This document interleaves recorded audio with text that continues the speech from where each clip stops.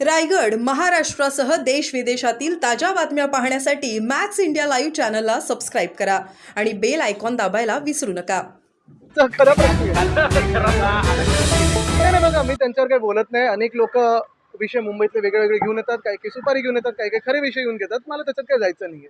आता निवडून आल्यानंतर अर्थात गेल्या 5 वर्षात आपण पाहिलं असेल, वरळीमध्ये पहिल्या टर्ममध्ये दोन्ही भाऊंच्या सहकार्याने, आशिषजींच्या सहकार्याने, सगळे आमच्या स्थानिक कार्यकर्ते असतील त्यांच्या सहकार्याने, आपलं नामजोशीचं असेल, नायगावतलं असेल किंवा वरळीतलं आमचं बिर्डीचे चाळचं जे रिडेव्हलपमेंट आहे, अनेक वर्ष रखडलेलं होतं, ते आम्ही मार्गी लावलेलं आहे. वरळीतच साधारणपणे 10,500, नायगाव आणि बिर्डी हे 2,500 परिवारांना घरं नवीन मिळणार आहेत. आपण पाहताय जिथे अनेक वर्ष लोकांनी वचनाचे टॉवर्स बांधलेले, तिथे आम्ही सगळ्यांनी मिळून खरी घरांची टॉवर आता तिथे म्हाडातर्फे बांधत आहोत. चांगले देखणे टॉवर होत आहेत. ती एक गोष्ट झाली. तसंच वरळीमध्ये गेल्या 5 वर्षात मागच्या दोन्ही आमदारांनी जे काम केलेलं आहे, त्यांच्या सहकार्याने आपण पाहत असाल, तिकडचं आमचं इमोझिस रोडवरच्या अनेक ज्या स्लम सोसायटीज होत्या, मग त्याच्यात जिजामाता नगर असेल, मरियम नगर असेल, सगळे VP नगर वगैरे, हे सगळं आता मार्गी लागलेलं आहे. शिवाजीनगर मार्गी लागलेलं आहे. तसंच काही काही आता प्रलंबित जे स्कीम्स होत्या, ज्या काही तांत्रिक कारणामुळे किंवा कोर्टाच्या ऑर्डर्समुळे अडकलेल्या होत्या, ते देखील आम्ही मार्गी लावण्याचा प्रयत्न करत असतो.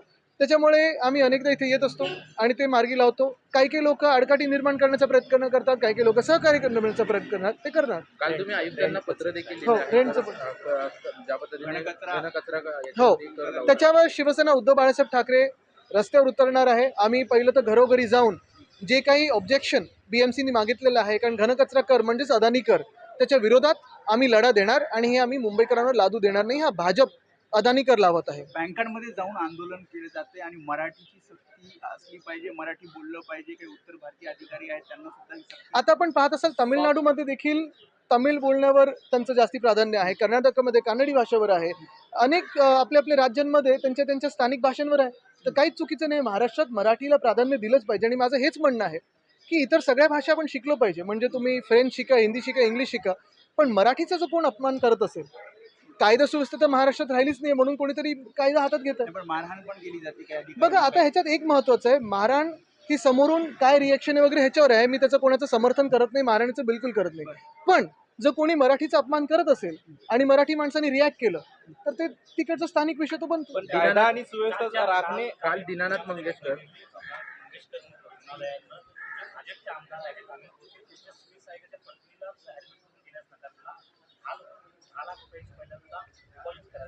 आता त्या हॉस्पिटलवर काय कारवाई करणार आम्ही सगळ्यांनी लक्ष ठेवून आहे.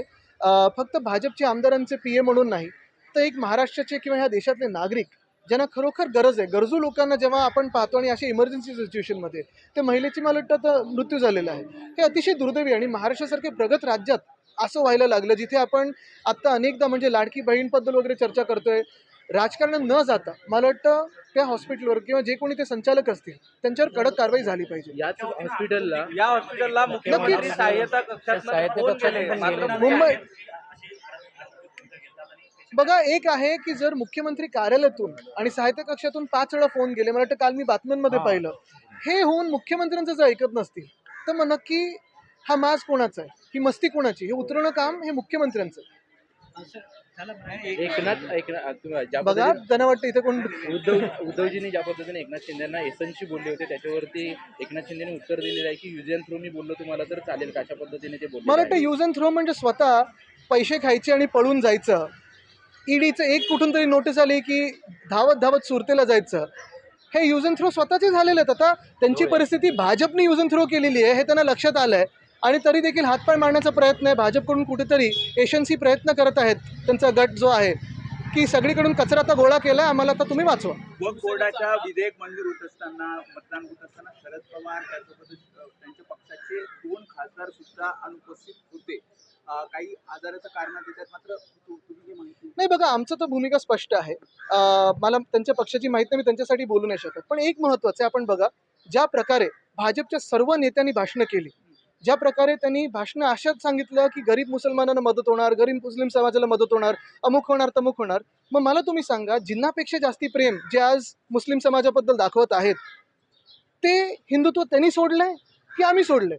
आणि नक्की अजून एका प्रश्नाचं उत्तर हे भाजपकडून आलं पाहिजे की वक्फचं तुम्ही ठीक आहे, आता बाहेर तुम्ही सोशल मीडियावर काही चालवाल, पण वक्फचं बिल जर वाचलं आणि त्याचे जर अंमलबजावणी झाल्यानंतर जे काही पडसाद देशात होतील, ह्याच्यात हिंदूंना काय फायदा होणार आहे, हिंदुत्वाची त्याच्यात एक तरी गोष्ट आहे का, हा पहिला प्रश्न झाला. दुसरी गोष्ट म्हणजे त्यांनी आज जे वक्फबद्दल केलेलं आहे, उद्या ते पारसींबरोबर करतील, ख्रिश्चन समाजाबरोबर करतील, बौद्ध समाजाबरोबर करतील, ते जैन समाजाबरोबर करतील. कारण आमची हिंदूंची जमिनी तर हे घ्यायला तर सुरू केलं भाजपने. वाराणसीचा जो कॉरिडॉर असेल, पंढरपूरचा जो कॉरिडॉर आहे, आता इथे मुंबादेवी पण ट्रस्ट आणि ते आजूबाजूची जागा भाजप ढापायला निघालेली आहे. हे सगळं जे आहे हिंदूंच्या मंदिरांमध्ये तुम्ही घुसत आहात.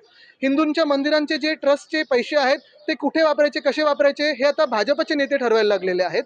म्हणजे तुम्ही आमच्या मंदिरांमध्ये घुसलात, उद्या वक्फमध्ये घुसलात, परवा पारसी समाज असेल, जैन समाज असेल, बौद्ध समाज असेल, ह्याच्यात तर घुसणारच आहात. पण श्रीकांत शिंदेने देखील टीका केली आहे. ते म्हणतात की वक्फ बिलाच्या दिवशी अरविंद सावंतांनी हिरवा रंग, हिरवं जॅकेट घालून आलेले आहेत. मला वाटतं काय आहे ना की काही काही बालिश लोक असतात, रंगावरनं कधी धर्म ठरत नाही.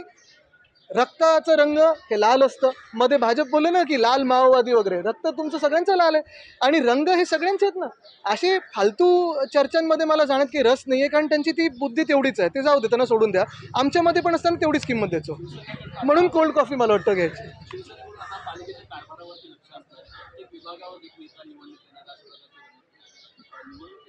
कोणाकडून? आमच्याकडून आम्ही प्रत्येक विभागात तर आहोत, पण सगळ्या पालिकेमध्ये, आता पुण्यात तुम्ही पहा, नाशिकमध्ये पहा, नगरमध्ये पहा, नागपूरमध्ये पहा, एकंदर महाराष्ट्रात शासन चालतंय की नाही चालत आहे हाच प्रश्न आहे ना. आता मुंबईत तुम्ही मला सांगा, पाण्याचा प्रश्न आहे की नाही आहे, कचऱ्याचा प्रश्न आहे की नाही, त्याच्यावर अदानी कर लावला जातोय. BSTवर जनरल मॅनेजर नेमलाय का एवढ्या मोठ्या संस्थेवर? नाही. विजेचा प्रश्न, विजेची दरवाढ आता पुढच्या महिन्यापासून होणार आहे. हे सगळे विषय आहेतच मुंबईमध्ये. काय तर ते सगळे ठीक आहे, जाऊ दे.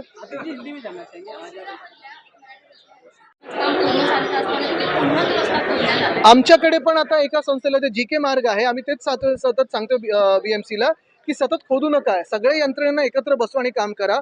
अनेक ठिकाणी आता आपण तो शहाजीराजे क्रीडा संकुल त्याच्या बाहेरचा देखील रस्ता बघा ना, पहिला रस्ता बनवलाय, आता परत तिसऱ्यांदा खोदलाय. गेल्या 3 वर्षामध्ये हा रस्त्याचा जो घोटाळा एशनशी गटाने केलेला आहे ते एवढं भयानक आहे की कॉन्क्रीटचे रस्ते गरज नसताना काही काही ठिकाणी केलेत.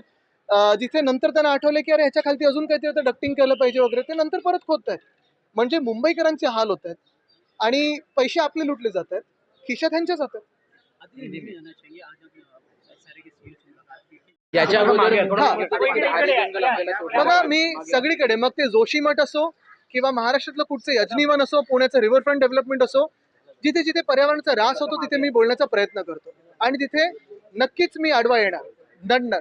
आज आपण पाहतोय कालपासून तेलंगणामध्ये हैदराबाद युनिव्हर्सिटीच्या आसपास मला वाटतं IT कॅम्पससाठी मोठी एक जागा 400 एकरची, तिथे हरणं आहेत, मोर आहेत, खूप मोठी बायोडायव्हर्सिटी आहे, वेगळ्या वेगळ्या प्रकारचे फ्लोरा फाउना आहे.